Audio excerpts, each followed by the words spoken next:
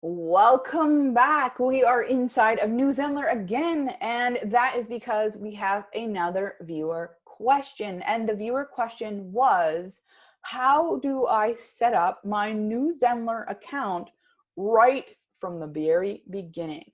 And yes, there are a few things that you want to set up correctly from the very beginning. And I'm going to go through those in today's tutorial video. I'm Kristy-Lea, and I'm a tech expert and online business consultant and strategist who helps you really go from a, maybe not so successful online business to a thriving business by utilizing tech in your online business. So let's get started in the 5 steps to setting up your New Zenler site right from the very beginning. So let me talk first about one thing that I see a lot of people end up happening when they first set up their URL. So you've gotten your free account, you've set up your URL. This is the first place you're going to want to go to double check on this one thing. Now, generally what ends up happening is you're going to see your site name all smooshed together here and have absolutely no capital letters. So the very first step that you're going to do is go ahead and make this as if somebody was reading it. And the reason for that is because you're going to follow my mouse up here and you're going to see that in your site, this is what people are going to see when they come to any of your pages is the site name. So you want it to be readable.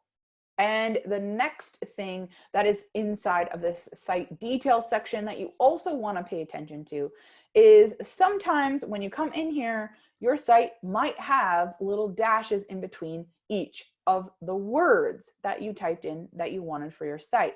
Go ahead and take those out of there. So your site URL not going to have a bunch of dashes, and then hit update. You'll notice at the bottom right-hand corner, it'll say setting update successful when you've updated that successfully. And little ding ding tidbit here, you are going to want to write down your new site URL because this is how you log in to your site. So as an admin, you want to make sure that you make note of what your site URL is, because if you don't, guess what ends up happening? Well, you lose it and you go looking for the email, and then it's not the same in the email that you find, and then you can't get into your site and you start ripping your hair out and want to throw your computer out the window. So let's not do that. We don't want you to do that. So go ahead and do that. That is step 1. Okay, so the next step is your GDPR settings. Let's go ahead and make sure that we enable those. So you're going to click that on, and we're going to go ahead and hit update. So the second step is pretty simple. Go ahead and turn on your GDPR settings and make sure those are enabled. The next thing that you're going to want to do, which is step 3, is your time zone. We need to set this up. So you're going to go ahead and you can type in any time zone thing that you can find and then hit update. So that was the third step that you're going to do, and you will go ahead and update that. Your fourth step is there is nothing more annoying, at least to me, when I go to a person's website and they have the big Z here, because we want to make sure that your site is reflective of your own personal brand. So we're going to go into branding here as our step 4 and upload your logo and your favicon into that area. You can also scroll down here and set your own font pair, which I have a different video tutorial that walks you through how to do that. And you can set your own colors and then make sure you save that if you do create those changes. So that was step 4. And last but not least, this is an important factor. We all know we got to pay taxes. At least where I live, we pay taxes. I know we all wish we didn't have to, but we do.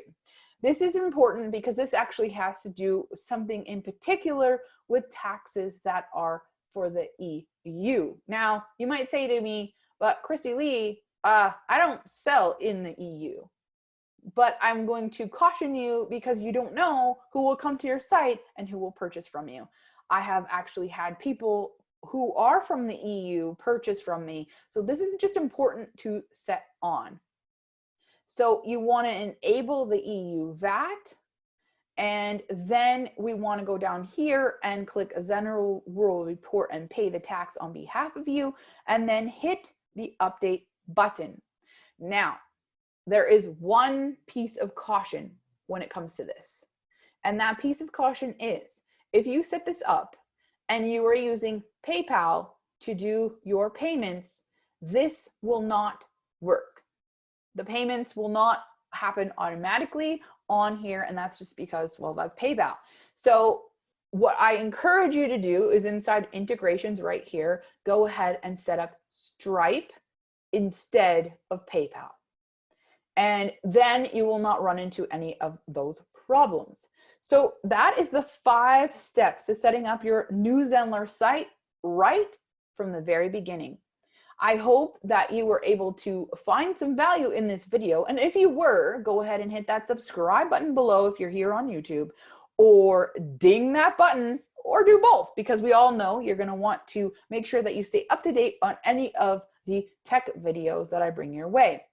So go ahead and ding that button, hit the subscribe, and don't forget to use the comment section below to let me know if you have any further questions that I can answer, because a lot of the videos you see on here are because of your questions, and I want to be able to give those videos to you in a step-by-step approach.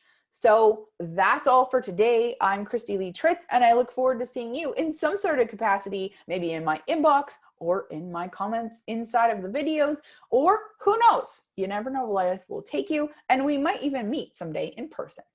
I'll see you though in the next video.